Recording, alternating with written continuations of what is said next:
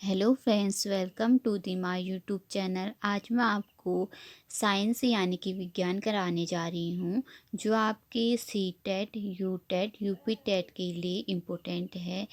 ये जो मैं क्वेश्चन कराने जा रही हूँ, ये वन लाइनर फॉर्म में है और क्वेश्चन के फॉर्म में है।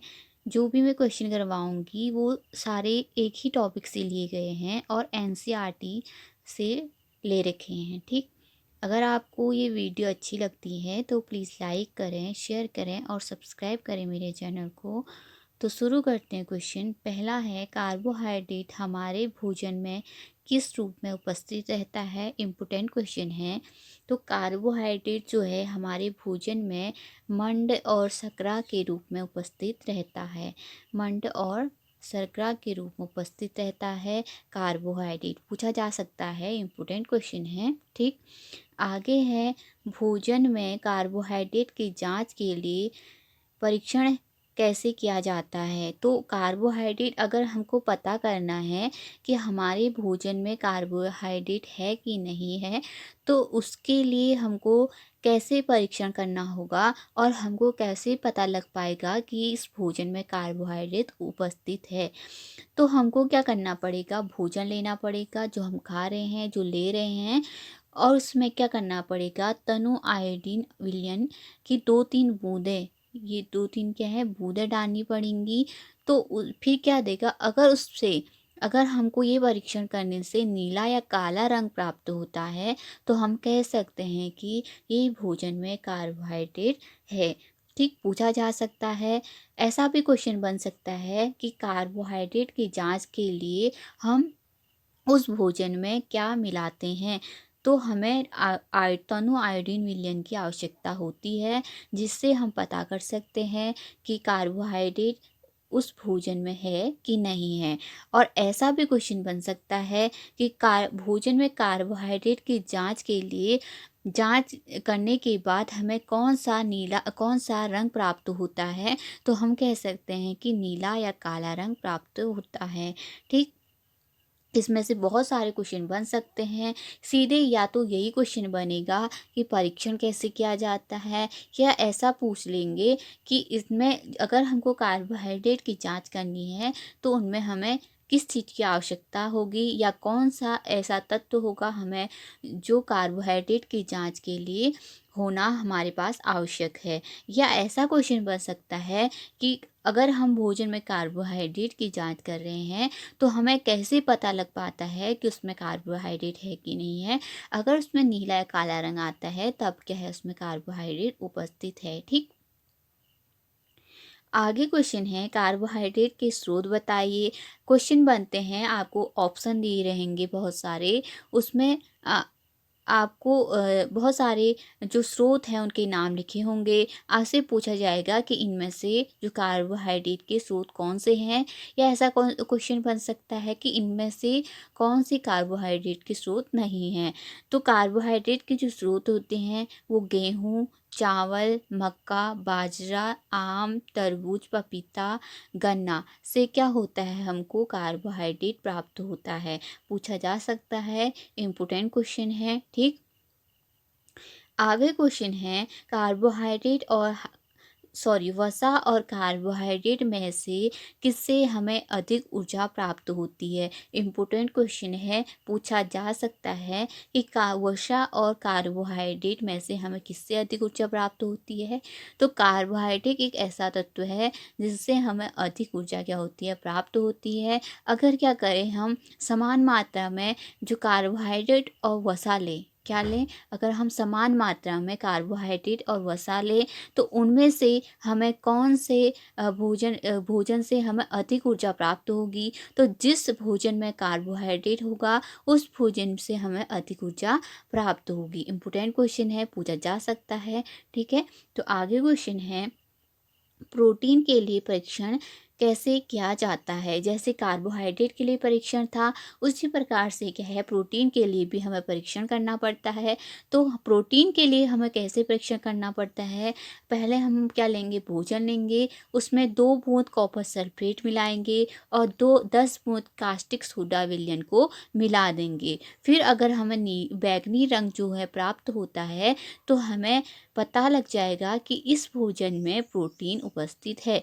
इसमें से भी उसी प्रकार से क्वेश्चन बन सकते हैं। ऐसा कहा जा सकता है कि प्रोटीन की जांच के लिए हमें क्या हमारे पास क्या होना आवश्यक है। तो प्रोटीन की जांच के लिए हमें कॉपर सल्फेट होना आवश्यक हमारे पास, और कास्टिक जो सोडा विलयन है वो होना आवश्यक है, और भोजन होना उपस्थित है। ठीक, अगर ऐसा क्वेश्चन बनता है कि हमें प्रोटीन के परीक्षण से हमें क्या प्राप्त होता है, तो प्रोटीन जब हमें परीक्षण किया जाता है तो हमें फाइनल रिजल्ट क्या मिलना चाहिए, बैंगनी रंग प्राप्त होना चाहिए।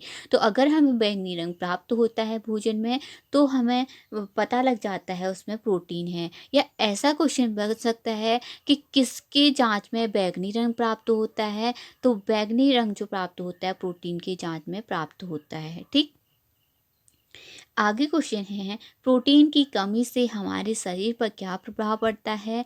तो प्रोटीन की कमी अगर हमारे शरीर पर होने लगे, तो उससे क्या हो जाता है, जो शरीर की जो वृद्धि होती है वो क्या हो जाती है, रुक जाती है। यानी कि अवृद्ध होने लगती, रुक तो नहीं जाती है लेकिन कम होती है ग्रोथ। ठीक, तो हमारे जो शरीर की जो ग्रोथ है वो क्या हो जाती है, अवरुद्ध हो जाती है। ठीक, प्रोटीन की कमी से क्वेश्चन बन सकता है कि किसकी कमी से हमारे शरीर की वृद्धि अवृद्ध हो जाती है। तो प्रोटीन की कमी से हमारे शरीर की वृद्धि अवृद्ध हो जाती है। इम्पोर्टेंट क्वेश्चन है। अगर हमारे इसमें प्रोटीन और कार्बोहाइड्रेट दोनों की उपस्थिति ना हो हमारे भोजन में, तो हमारी जो शरीर की वृद्धि है वो पूरी तरीके से रुक जाती है।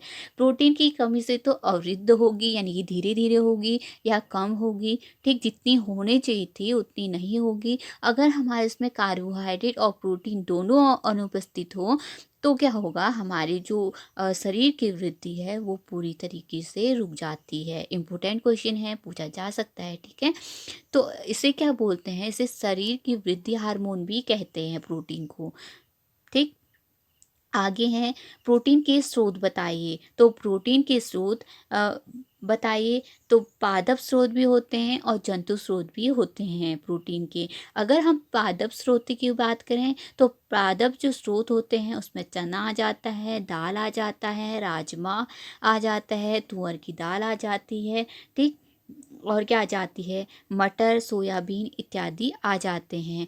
ठीक, अगर जंतु स्रोत की बात करें, तो जंतु स्रोत में क्या आ जाता है, जंतु स्रोत में आ जाता है, तो जंतु स्रोत में क्या आ जाता है, मांस आ जाता है, मछली आ जाती है, पनीर और अंडा आ जाता है। ठीक, ये क्या आ जाते हैं, जंतु स्रोत में आ जाते हैं। और पादप स्रोत है, पादप स्रोत में चना, दाल, राजमा, तुअर तुअर दाल, मटर और सोयाबीन आ जाते हैं। इम्पोर्टेंट क्वेश्चन रहेंगे। पूछा जा सकता है कि प्रोटीन के स्रोत बताइए, या आपको इतने सारे कोई भी स्रोत दे देंगे, उनमें से पूछा जाएगा कि इसमें प्रोटीन उपस्थित है कि नहीं है। ठीक, अगर हम प्रोटीन ज़्यादा ले लें तब भी क्या होता है, हमारे शरीर को नुकसान होता है।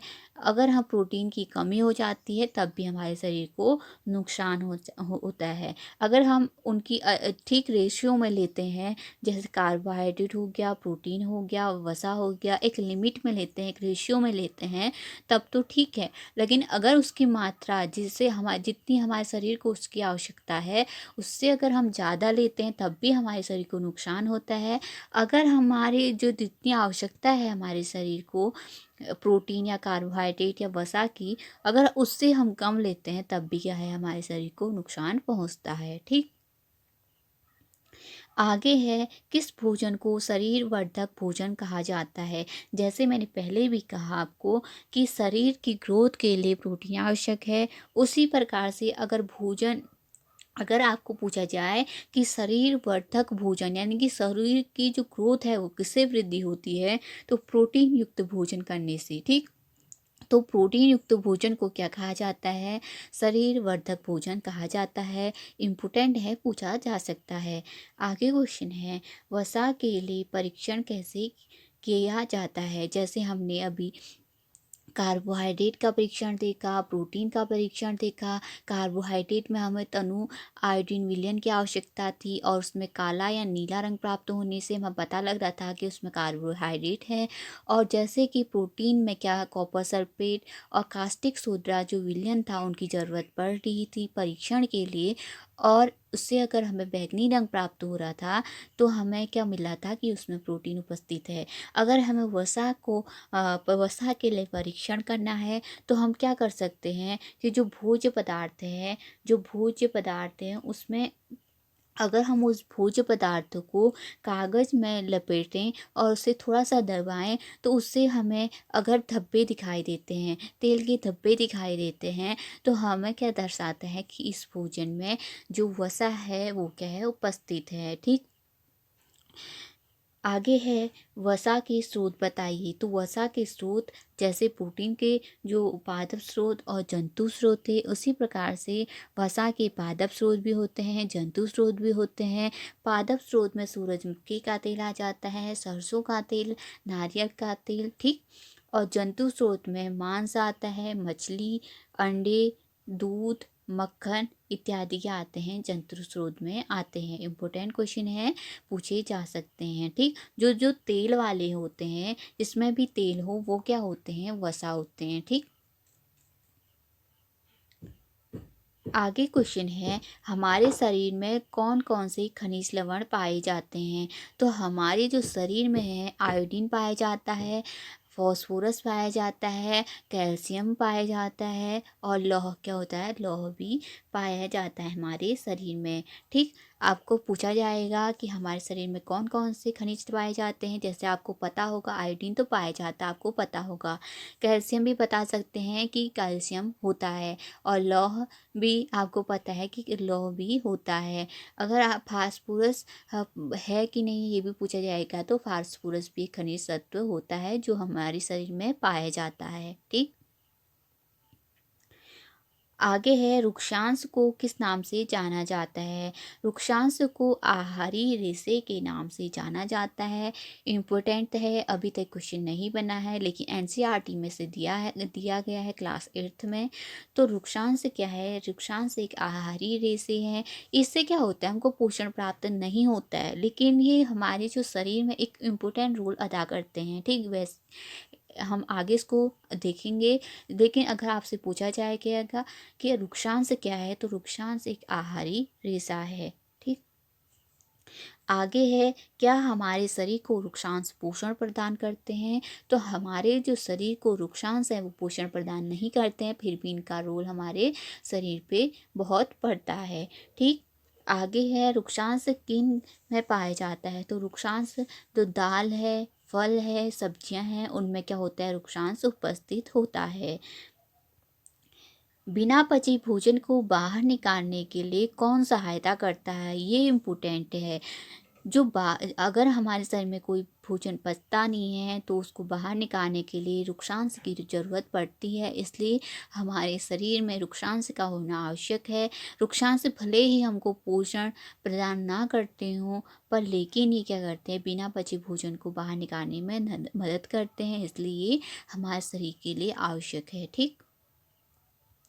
आगे है, विटामिन ए से कौन सा रोग होता है? तो विटामिन ए की कमी से दृष्टिहीनता होती है। आगे क्वेश्चन है, कौन सा विटामिन हमारे त्वचा और आँखों को स्वस्थ रखता है? तो विटामिन ए जो होता है हमारी त्वचा और आँखों को स्वस्थ रखता है, अगर इसकी कमी हो जाए तो दृष्टिहीनता होती है। आगे क्वेश्चन है, विटामिन बी से कौन सा रोग होता है? तो विटामिन बी से बेरी बेरी रोग होता है। ठीक। इससे क्या हो जाता है, पेशियाँ जो होती है काम कम जो हमारी पेशियाँ होती है वो काम कम करने लगती है, तो विटामिन बी से बेरी बेरी रोग होता है। आगे क्वेश्चन है विटामिन सी से कौन सा रोग होता है? तो विटामिन सी से जो होता है स्कर्वी रोग होता है। इम्पोर्टेंट है, कितनी बार पूछा गया है क्वेश्चन कि विटामिन सी से कौन सा रोग होता है? तो विटामिन सी से स्कर्वी रोग होता है। आगे क्वेश्चन है मसूड़ों से खून निकलना, घाव भरने में अधिक समय लगना किस विटामिन की कमी से होता है?